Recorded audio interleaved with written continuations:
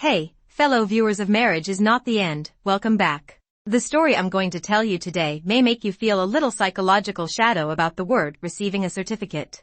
Because today's protagonist did not discover something was wrong before marriage, nor did she encounter changes after marriage, but she was abandoned by her prospective husband on the spot in the Civil Affairs Bureau the moment the staff read out their names. Yes, you heard it right. In what should have been the happiest minutes of their lives, that man, in full view of everyone, stood up with a dark face and left without saying a word. She was left alone, sitting in front of the red background board, with a happy smile on her face that she didn't have time to take back. Okay, let's not talk nonsense and start today's story directly. I dated Kevin Miller for 2 years. 2 years, 730 days. Before today, I felt I knew him well enough. I know that he always adds 3 sugar cubes to his coffee. I know that he is allergic to peanuts. I know that he snores slightly when he sleeps. And I know that the first thing he does every morning when he wakes up is text me and say, "Good morning, my girl." I even know that before he went out this morning, he nervously adjusted his tie several times in front of the mirror, then turned around, hugged me and said, "Samantha, I can finally marry you home." I felt at that time that I was the happiest woman in the world. We made an appointment to register at the city hall today. It's not a grand wedding. We both felt that we should get the certificate first and the ceremony can take its time. Today is a legal process to formally write our names on the same piece of paper. There were many people lining up, including young couples holding children, sweet lovers in suits holding flowers, and old people with gray hair supporting each other. A strange atmosphere of happiness and anxiety filled the entire hall. I leaned on Kevin's shoulder and whispered with him about where to celebrate after receiving the certificate. He said he wanted to surprise me by booking a restaurant at the same restaurant we went on our first date with. It's finally our turn. The registrar was a young girl who looked a little tired. She took our documents and was about to check the information. Then, she suddenly turned her head and coughed twice. A very common cough, like the one we all have when we have a cold. It makes your throat uncomfortable. Please clear it. After she finished coughing, she said sorry to us a little embarrassedly. I smiled and shook my head at her, indicating that it didn't matter. Then, Kevin, who was sitting next to me, moved. He didn't respond to the girl's apology, he didn't even look at me. He just stood up suddenly, and the chair slid back half a meter due to him, making a harsh squeak sound. Then, with a sullen face, he strode toward the door without looking back. I was stunned. The registrar was also stunned. Several couples around me also stopped whispering, and all their eyes were on me like a spotlight. "Kevin?" I called his name subconsciously, my voice so low that I could barely hear it. He didn't stop. My face started to feel hot, from the base of my ears to my forehead. That kind of embarrassment is not the embarrassment of walking into the wrong toilet. It's the embarrassment of you carefully preparing a grand performance. As a result, the curtain opens and you are the only one on the stage. The audience is full of confusion and ridicule. The registrar looked at me at a loss. Miss Samantha? Should we continue? Continue? Continue with what? My groom has run away. I could only hold on to the last bit of dignity and gave her a smile that was uglier than crying. Sorry, today. I won't do it today. Thank you.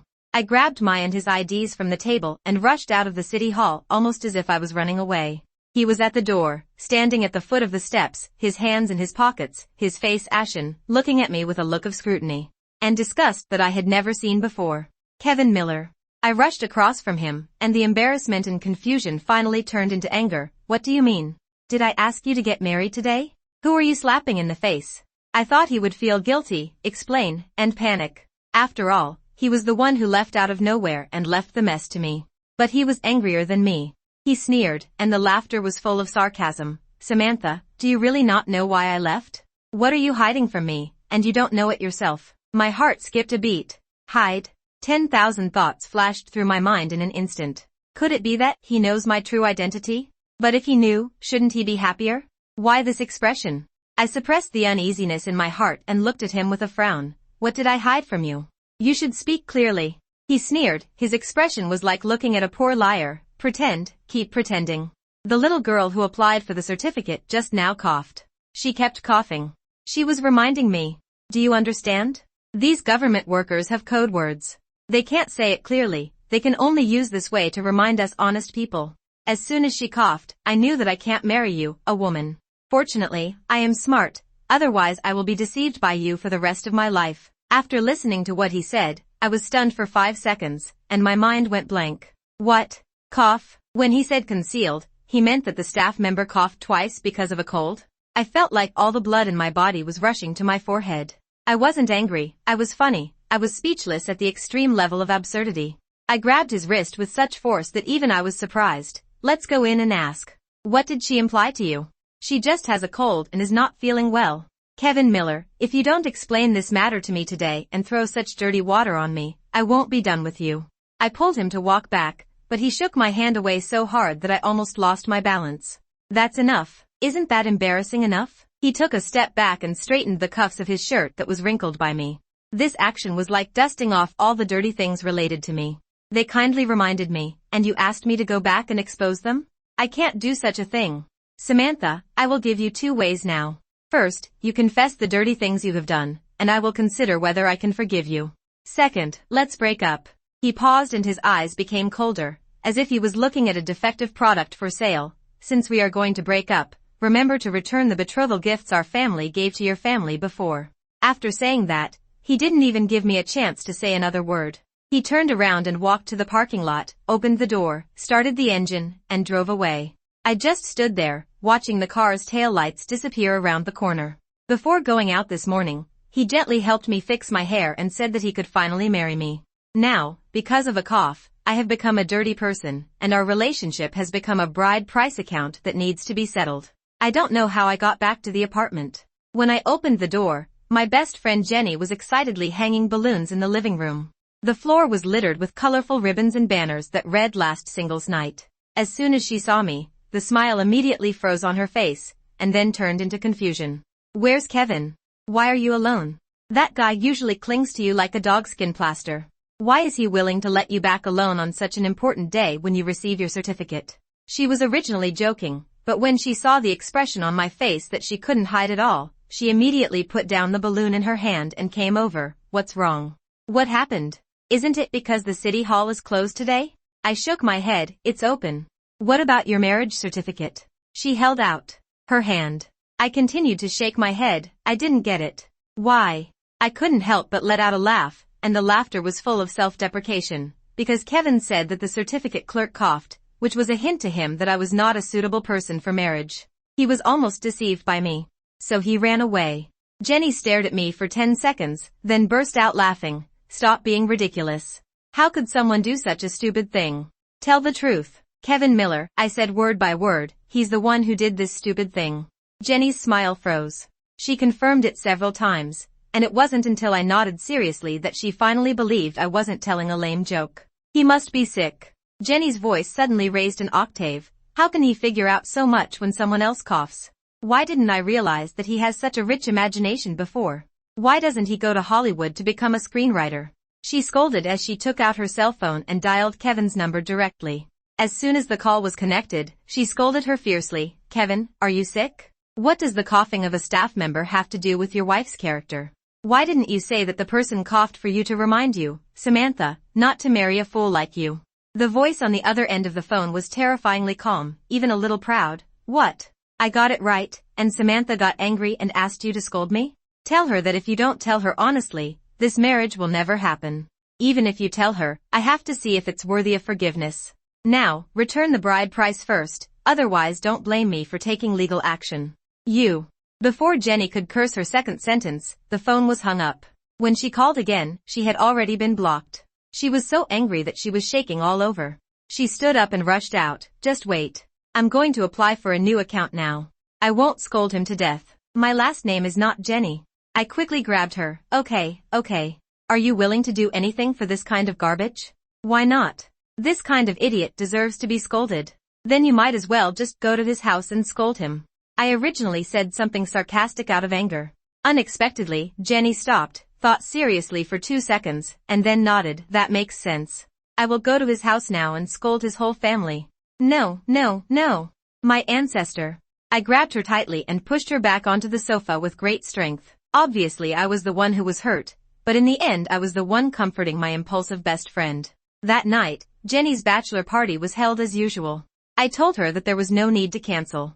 I said that I had recognized the true nature of a scumbag, which was a good thing and should be celebrated. At first she was worried that I would hold on, but seeing that I persisted, she said nothing more. But I saw her secretly sending a message to her sisters, asking them not to mention Kevin when they came, and not to make me sad. Rotten love is certainly disgusting, but bright friendship can always dilute the rotten smell. Halfway through the party, everyone was a little tipsy. A sister who usually talks very little is called Maggie. She is a colleague of our company and a colleague of Kevin and I. She suddenly put down her wine glass, her expression tangled, as if she had been holding it in for a long time. "I can't help it," she said.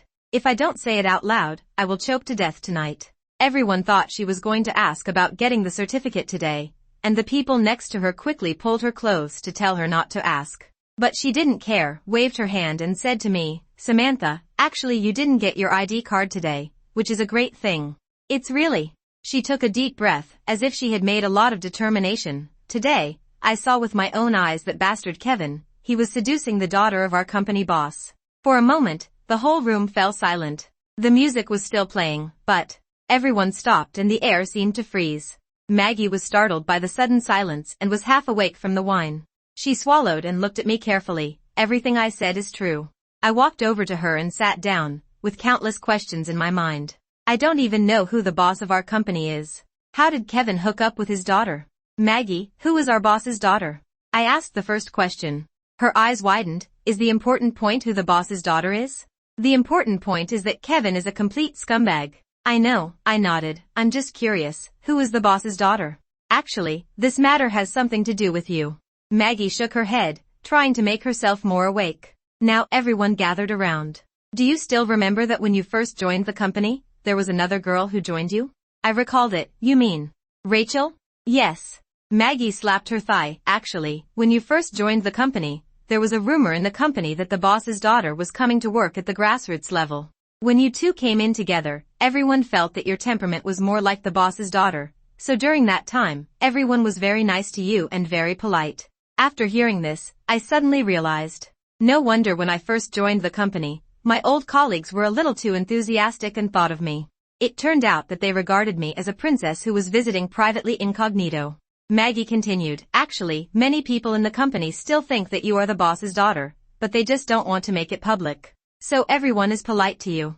She blushed as she said this. "Actually, I was nice to you at the beginning because of this. But I swear, later, I really regarded you as a friend, and it had nothing to do with your identity."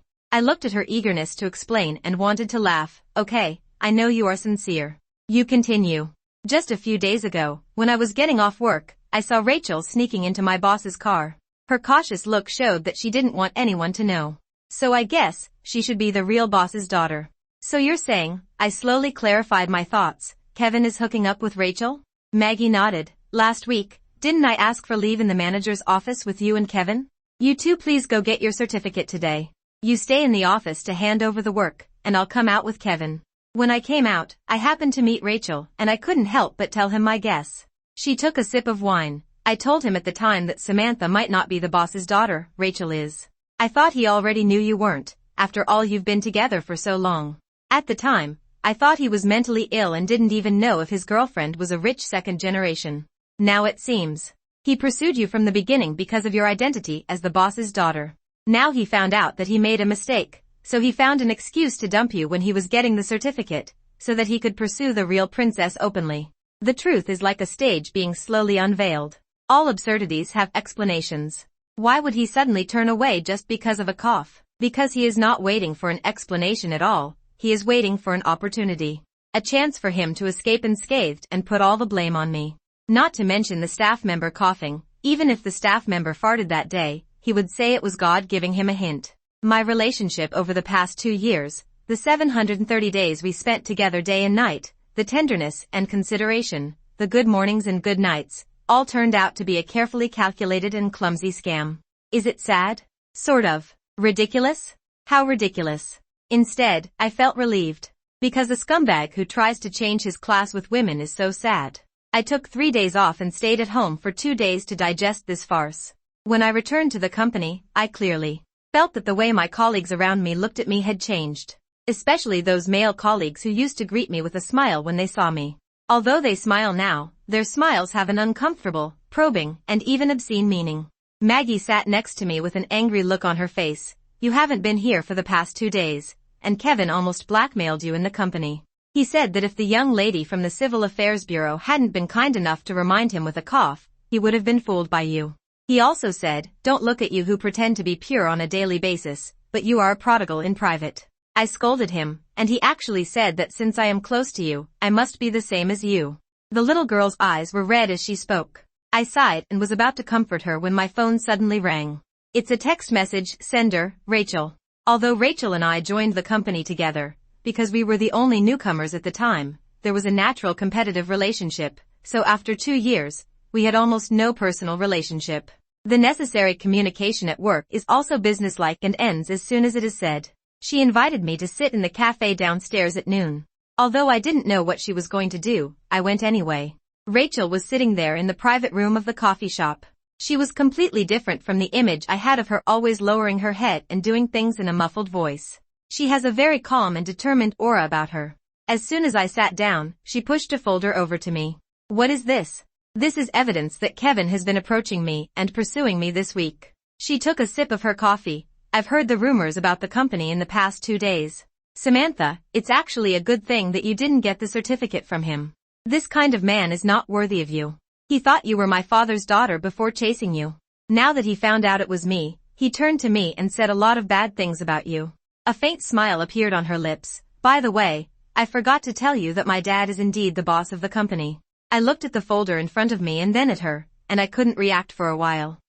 Why do you want to help me? She chuckled softly. You have very strong business ability. It would be a pity if someone like Kevin ruined it with rumors. The company needs talents like you, and for the sake of the company, I have to help you. Besides, she paused, a sharp edge flashed in her eyes. As a woman, how can I sit still and see you being schemed against by such a man and being slandered? Only then did I realize that this girl who usually worked hard actually had a chivalrous air about her. I opened the folder, which contained screenshots, photos, and even several recordings of various chat records. I looked at it and suddenly noticed a detail. He seemed to have approached you 2 years ago? Rachel nodded, with a hint of amusement in her eyes. Yes. When we joined the company together, he also bet on both sides. Later, I found out that you were wearing famous brands and had similar temperament, so I concluded that you were that princess and started chasing you with all my strength, reducing me to nothing. Until last week, he somehow found out my true identity and started looking for me again.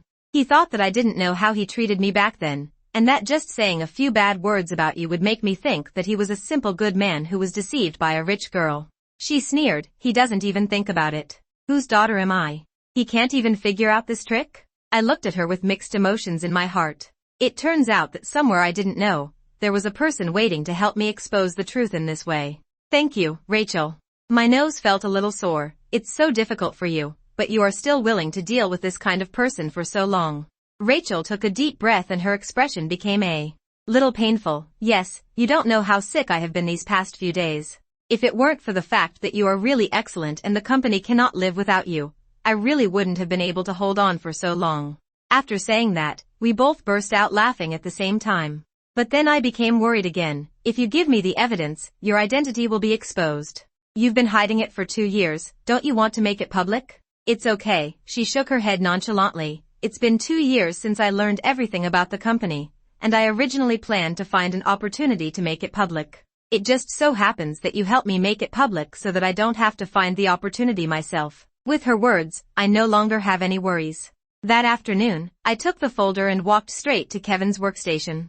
When he saw me, a look of surprise flashed across his face, but it was quickly replaced by a smug expression.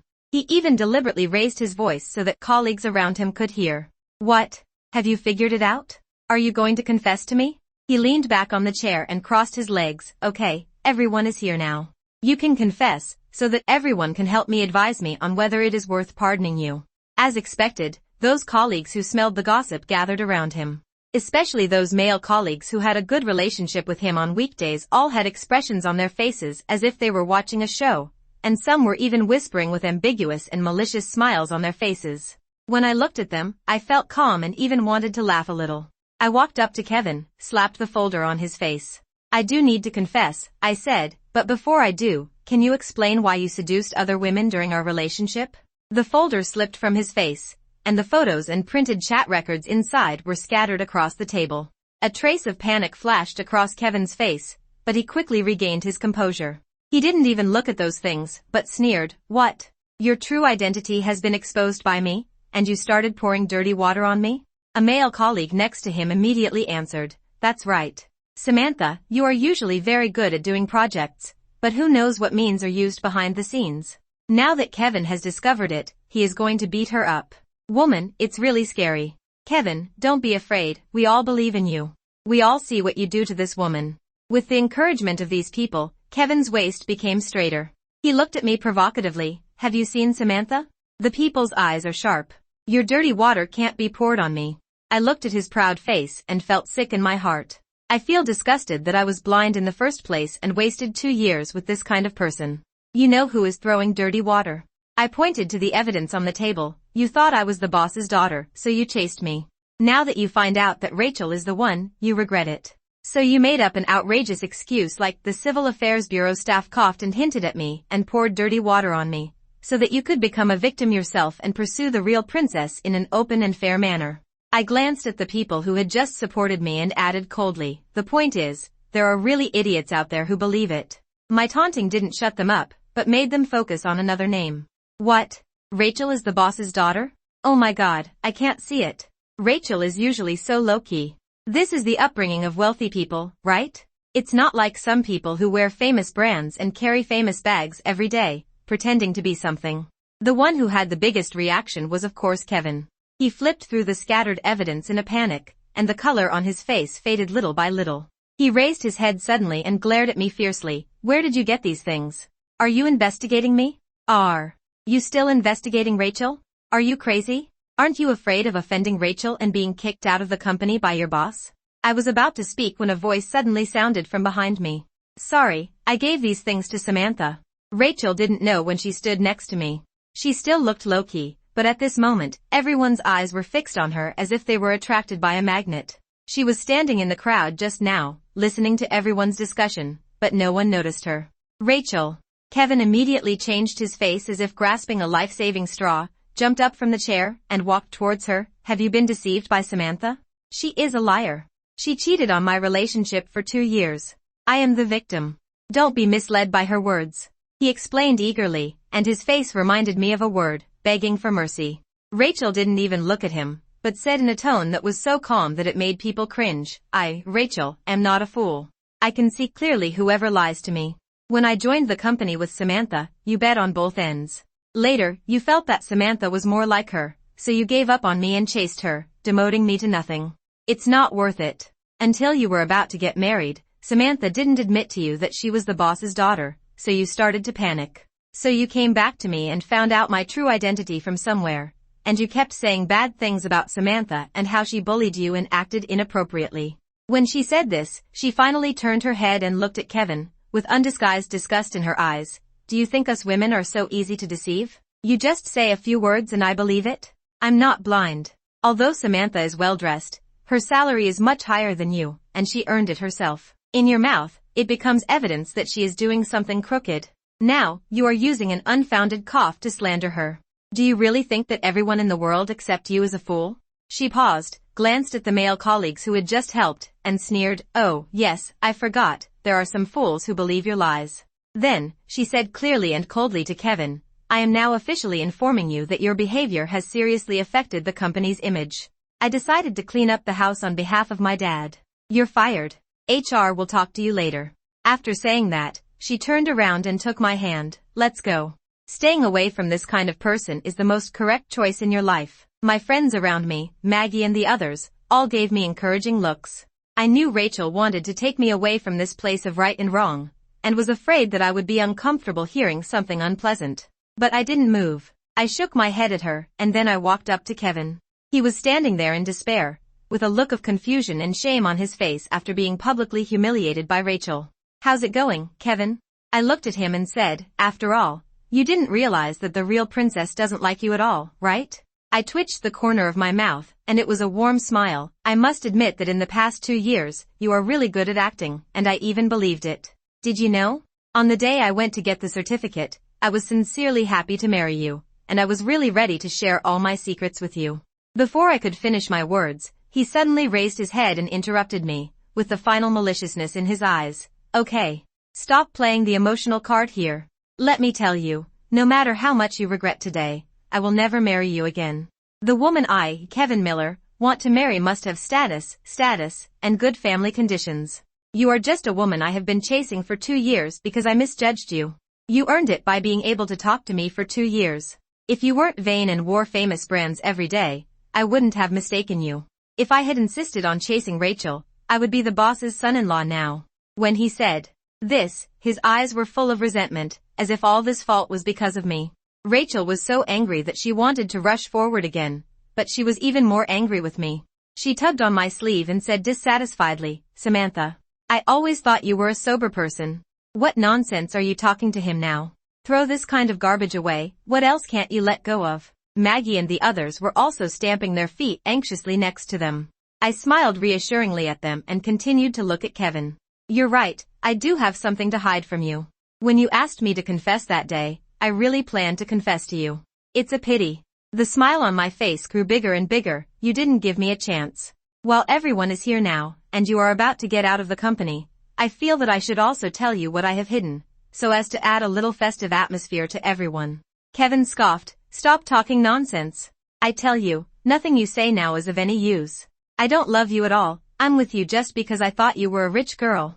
Now that I have lost my job because of you, do you think I will still do it because of your confession?" "Kevin," I interrupted impatiently, "can you please let someone finish what he said?" I took a deep breath, looked at the curious, doubtful, mocking, and concerned eyes around me, and slowly spoke. "What I want to confess is my true identity. You don't still want to say that you are the boss's daughter, do you?" Kevin rolled his eyes. "I've confirmed that Rachel is the one." Several male colleagues nearby also sneered. I ignored them and continued. 2 years ago, Summit Capital was interested in investing in our company. At that time, the company took this matter very seriously. And I also entered the company during that time. Do you know why it is such a coincidence? As soon as the words fell, the surroundings became quiet for an instant. I saw the expressions on those people's faces change from ridicule, to confusion, and then to a kind of disbelief and denial of horror. "I am not the daughter of the company owner," I said one word at a time. "I am the daughter of Summit Capital. The reason I came to this company was to help my father with his pre-investment due diligence. The reason why I didn't leave later was because I thought the company atmosphere was pretty good. Quiet. Deadly quiet." Then, Kevin exploded. "Nonsense." He almost yelled, his voice breaking. "You just saw that everyone was fawning over Rachel after she revealed her identity, and you were jealous. Don't you think it's ridiculous that you made up such a lie?"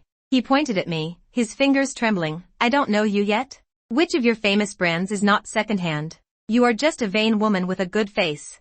I used to think that rich people are low-key, but now it seems that you are vain. You vain liar." His words seemed to turn on a switch, and the men who had just spoken also reacted. "Yes. That's outrageous. What is the size of Summit Capital? It is more than 10 times the size of our company. If she is really the daughter of Summit Capital, can she stay here for 2 years? Are you addicted to pretending to be a rich person? You used to pretend to be the boss's daughter, and now you pretend to be the investor's daughter. Will you pretend to be Trump's daughter next?" The sarcasm kept coming. But at this moment, Rachel suddenly spoke. "I remember that the chairman of Summit Capital's surname is Shin, but his wife's surname is Chen. Moreover, Mr. Shin does have a daughter in her 20s. Her words stopped all the ridicule. Everyone was stunned, including Maggie. She looked at me in disbelief, shock written in her eyes. "Miss," Kevin was still struggling, "don't be deceived by her. There are so many people in this world who take their mother's surname. How could a family like Mr. Shin's daughter be named Chen?" But Rachel ignored him. She just looked at me seriously, with a flash of realization in her eyes. No wonder Summit Capital was so hesitant about its investment intention at the beginning. 2 months after you came to the company, all the processes went very quickly. I raised my eyebrows. "Don't you think I'm talking nonsense just to save face?" "I'm not stupid," Rachel said. "Your workability, the connections and resources you show when dealing with problems, cannot be cultivated by ordinary families. If you are the daughter of Summit Capital, it all makes sense." When she said this, she suddenly paused. Then, her expression changed from realization to gritted teeth. "So," she said word by word, "in order to keep you in the company, in order for you to create more value for the company, I even suppressed my nausea and dealt with Kevin for so long, but in fact I couldn't keep you at all?" She took out her phone, flipped through it quickly, and then held it up in front of me. I received the news last month that the eldest lady of Summit Capital will take over the company in the near future. Are you going back to take over the family business? Then, will my efforts be in vain? She did not please me because I was the daughter of an investor. Instead, she was angry and regretful because she was about to lose this talent. The expression was like that of a miser watching his treasury being pried open. I couldn't help but laugh. Yes. I originally planned to go back after getting married. My parents said it was time for me to learn to take over the company. I turned my head and looked at Kevin, who was completely dumbfounded. Kevin, this is what I originally planned to confess to you on the day I got my certificate. A surprise. A surprise about who I really am. It's a pity that before you gave me this surprise, you gave me a surprise first. Impossible. Kevin's face turned blue and white, and he shook his head crazily. Impossible. Rachel must be cooperating with your acting. You have already colluded. Right. Show me the evidence. The male colleagues also started yelling. You said you are the daughter of Summit Capital. There must be evidence. Otherwise, why should we believe you? I looked at them and burst out laughing. Evidence? I looked at the people who were shouting the loudest. Who do you think you are? Why should I show you evidence? Let me tell you, when you walk out of this office, you are not even qualified to see me. Still want evidence? Ridiculous. After saying that, I turned around and said to Rachel, sorry, I can't stay in the company anymore. But, I guess we can talk about the next cooperation projects between the company and Summit Capital. In the past 2 years, my dad has learned a lot about your company and is also very interested in the projects you are currently working on. Are you interested in doing something together? Rachel's eyes lit up. She no longer bothered about my resignation, and very politely invited me into the office of her father, the company boss, in front of everyone. It wasn't until Rachel and I walked through the door side by side that those outside finally began to believe that what I said might be true. When I came out of the boss's office, I formally completed the resignation procedures. When I walked out of the company building, I happened to meet Kevin coming out of it. He also resigned, but he was fired. We both walked downstairs almost at the same time. Then, a black Rolls-Royce Phantom parked steadily at the door of the company. The car door opened and the person who stepped out was the special assistant to the boss of Summit Capital. He walked straight up to me and bowed slightly. Mr. Shen asked me to pick you up. As the company's largest investor and the assistant to the boss of Summit Capital, many people in the company know him. At this moment, seeing this scene, no one has any doubts about my identity. And Kevin was standing nearby, watching all this. In order to reach a higher level, he used the most ridiculous way to get rid of me on the day of receiving the certificate. As a result, not only did he fail to reach Rachel, but he discovered that I was worth more than Rachel.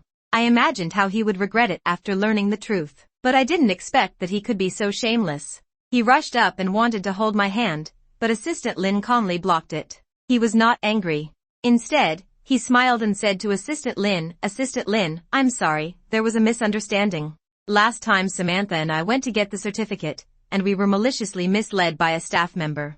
Now that the misunderstanding has been resolved, I am about to go with her to get the certificate again. I won't bother you to send it to her, I will just do it. I was stunned. Kevin Miller, I couldn't believe my ears. Do you want to listen to what you are saying? That's not what you said before. You said you don't love me at all and you chased me because you thought I was a rich girl. Now that you find out that my family is richer, can you treat those words as never said? Samantha, he couldn't hear the sarcasm in my words at all, and he smiled and tried to move forward. Why didn't you tell me earlier that you were the daughter of Summit Capital? You wanted to give me a surprise, right? I will forgive you this time, but you can't hide it from me next time. I took a step back and completely hid behind Assistant Lin. Kevin, can you please stop being so disgusting? I felt that saying anything to him would be an insult to my intelligence. Do you think pretending that nothing happened means nothing really happened? Samantha, am not as stupid as you think. After saying that, I turned around and got in the car. Before closing the car door, I gave him one last look. By the way, since your behavior makes me very disgusted, I have reported your name to my dad. In the future, all companies in related industries in Haicheng will not hire you again. I wish you good luck. The car door closed and the Rolls-Royce drove away slowly.